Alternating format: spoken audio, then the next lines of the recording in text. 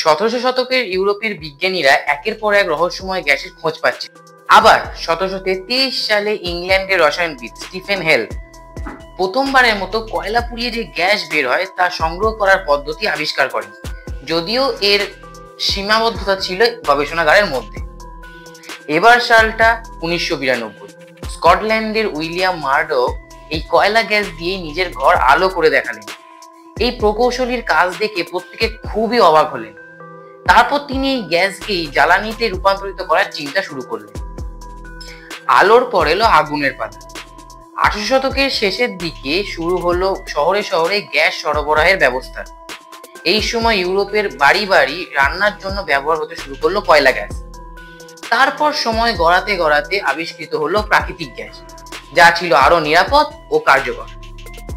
এইভাবে গবেষণাগারে বন্দি এক রহস্যময় গ্যাস, যা মানুষের হাতে পড়ে রান্নাঘরের নিত্য সঙ্গী হয়ে উঠল আজকের রান্নার গ্যাস।